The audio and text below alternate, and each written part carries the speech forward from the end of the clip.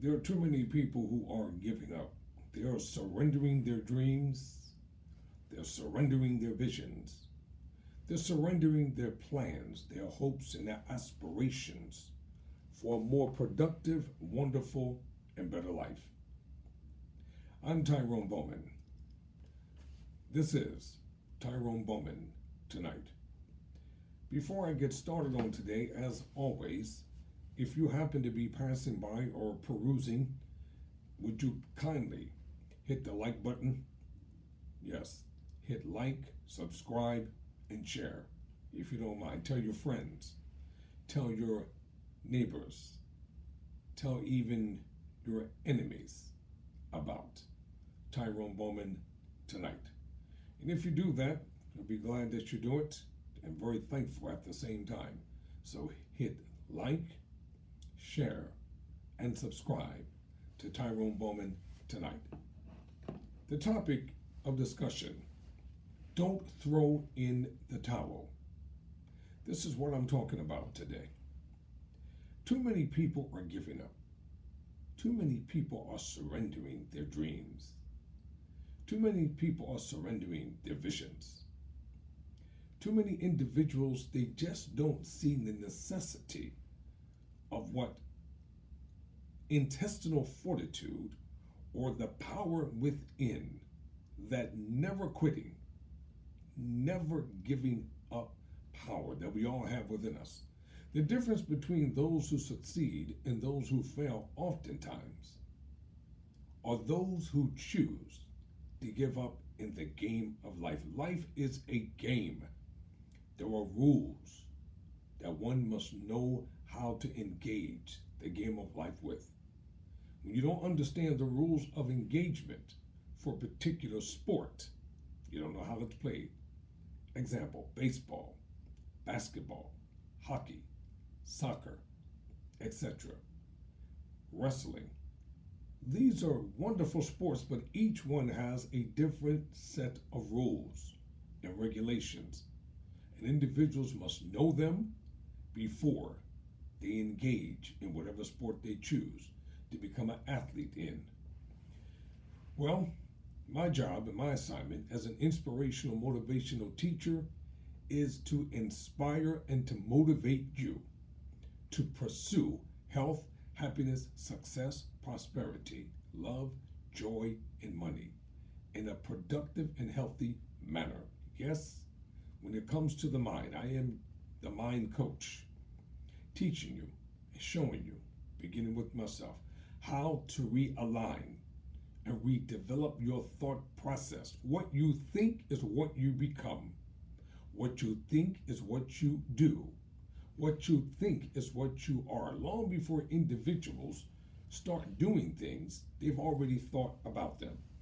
Today I'm going to talk about a story from the book authored by the late Napoleon Hill, entitled Think and Grow Rich.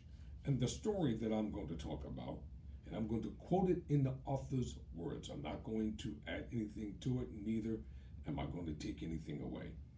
It's entitled 3 Feet from Gold. It's a particular story that he told. So let's get started. Don't you give up on your dreams. Yes, I'm talking to you, whoever you are, wherever you are, in America, the Caribbean, the islands, China, Japan, Australia, Venezuela, Africa, the Congos. It doesn't matter where you are. It doesn't matter how you start out in life. No one, unless they come from extraordinary circumstances, no one is starting life with everything that they need. But you can, listen, you can be what you want to be. You can do what you want to do. And you can have what you want to have. But you got to make up in your mind that you want to pursue it. Quote, one of the most common failures is the habit of quitting when one is overtaken by temporary defeat. Every person is guilty of this mistake at one time or another.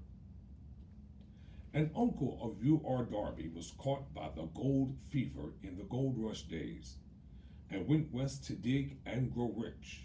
He had never heard that more gold has been mined from the brains of men than has ever been taken from the earth.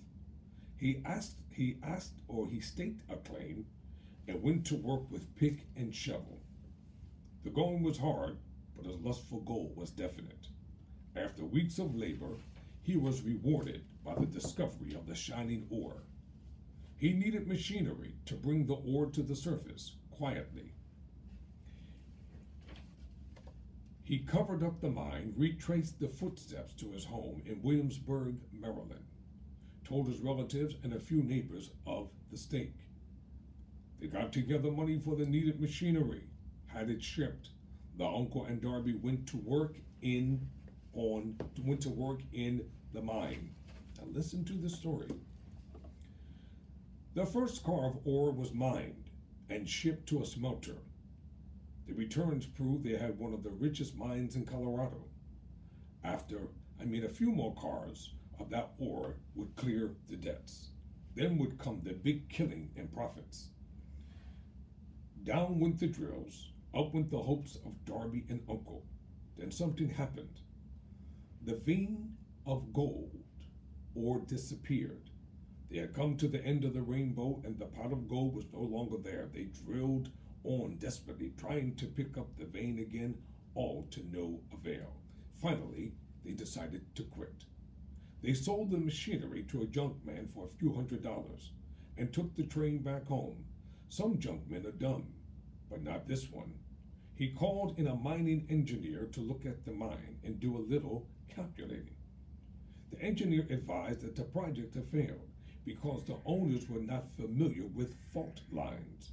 His calculations showed that the vein would be found just 3 feet from where the Darbys had stopped drilling. That is exactly where it was found. The junk man took millions of dollars in ore from the mine because he knew enough to seek expert counsel before giving up.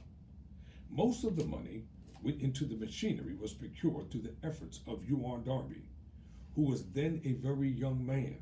The money came from his relatives and neighbors. Because of their faith in him, he paid back every dollar of it, although he was years in doing so. Long afterward, Mr. Darby recouped his loss many times over when he made the discovery that desire can be transmuted into gold. The discovery came after he went into the business of selling life insurance, remembering that he had lost a huge fortune because he stopped 3 feet from gold. Darby profited by the experience in his chosen work by the simple method of saying to himself, I stopped 3 feet from gold, but I will never stop because men say no when I ask them to buy insurance. Darby is one of a small group of fewer than 50 men who sell more than $1 million in life insurance annually. He owes his stickability to the lesson he learned from his quit ability in the gold mining business. Before success comes in any man's life, he is sure to meet with temporary defeat and perhaps some failure. When defeat overtakes a man, the easiest and most logical thing to do is to quit. That is exactly what the majority of men do. More than 500 of the most successful men in this country has ever known told the author their great success came just one step beyond the point at which defeat had overtaken them.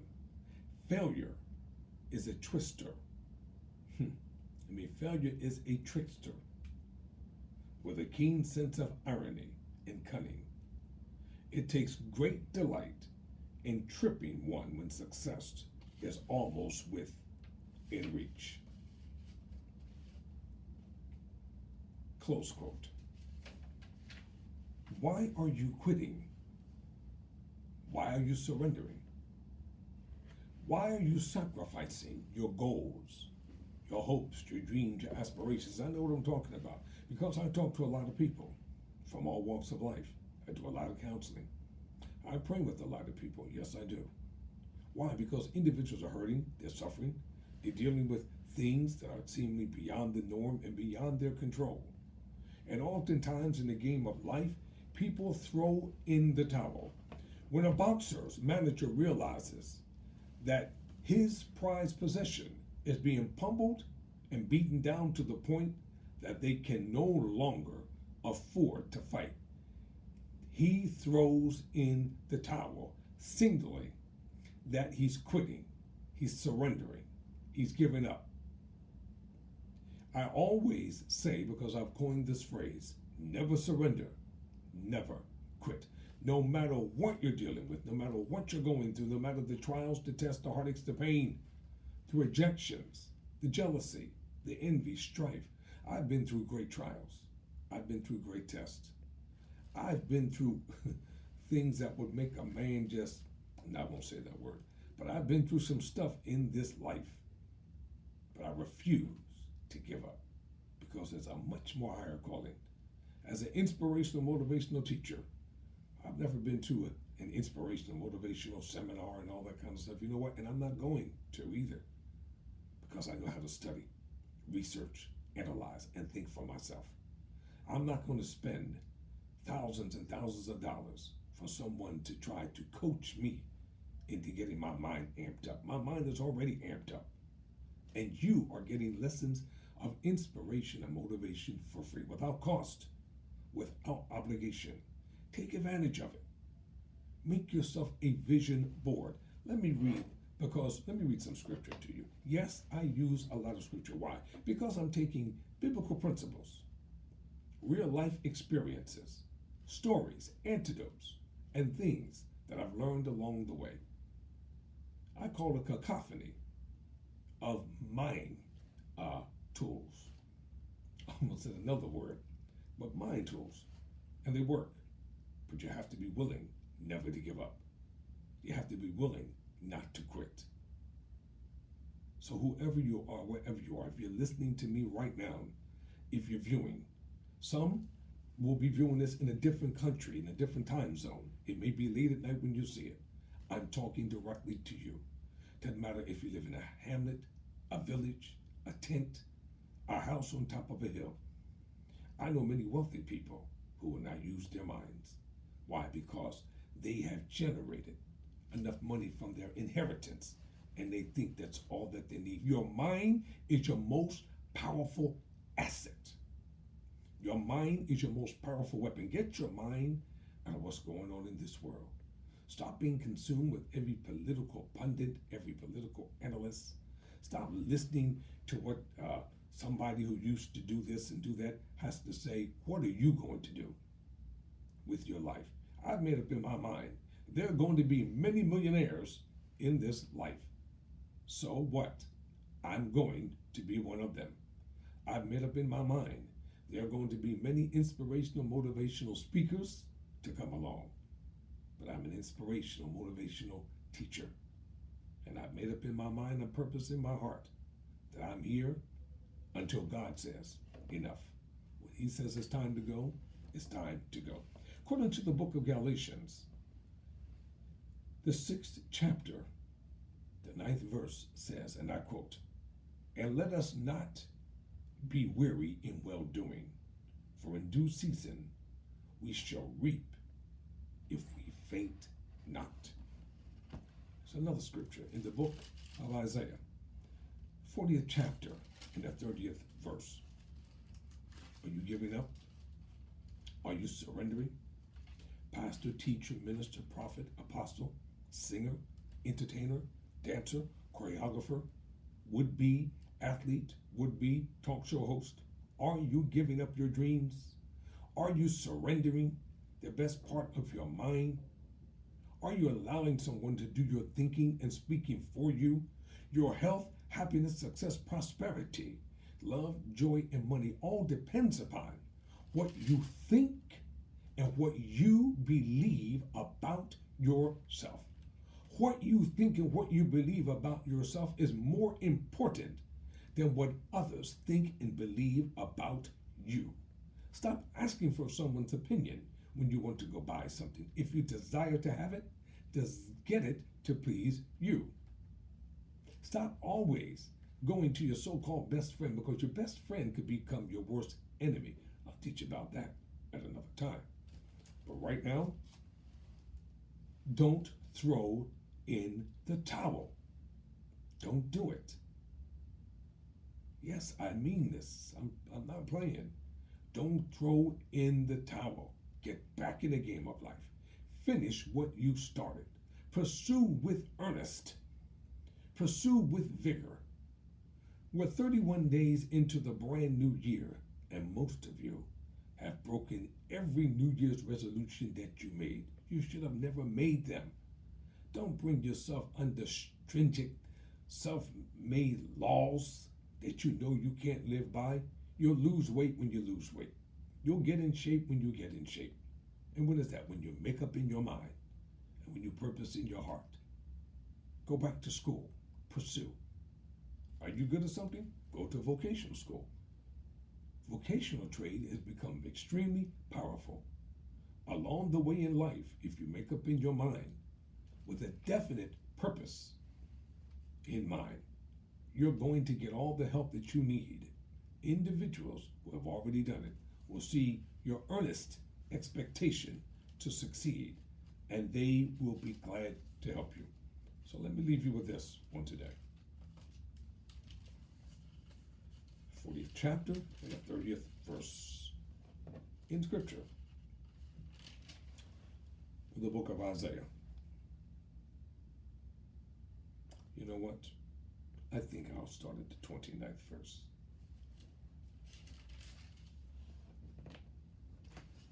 Well, the 28th verse is even better. Hast thou not known? Hast thou not heard that the everlasting God, the Lord, the creator of the ends of the earth, fainteth not, neither is weary? There is no searching of his understanding. He giveth power to the faint, and to them that have no might he increaseth strength. Even the youths shall faint and be weary, and the young men shall utterly fall. But they that wait upon the Lord shall renew their strength. They shall mount up with wings as eagles. They shall run and not be weary, and they shall walk and not faint. You can be what you want to be. You can do what you want to do, and you can have what you want to have. The late Reverend Ike used to always say those words. Just before I sign off, do you have a prophetic call on your life? Do you believe that you can speak prophetically to encourage people, to exhort and help people? Well, you may need a mentor. You may need someone to be there with you. If so, why not contact the Higher Dimensions School for the Prophets at www.schoolfortheprophets.com. That's www.schoolfortheprophets.com. And when you go onto their website, leave your email address and someone will get back to you. Higher Dimensions School for the Prophets. www.schoolfortheprophets.com. Don't throw in the towel. Don't surrender your hopes, your dreams, your goals, and your aspirations. Don't let individuals do your thinking for you. Don't let people do your talking for you. Take the time to study, to research, and analyze for yourself. Till next time, never surrender, never quit.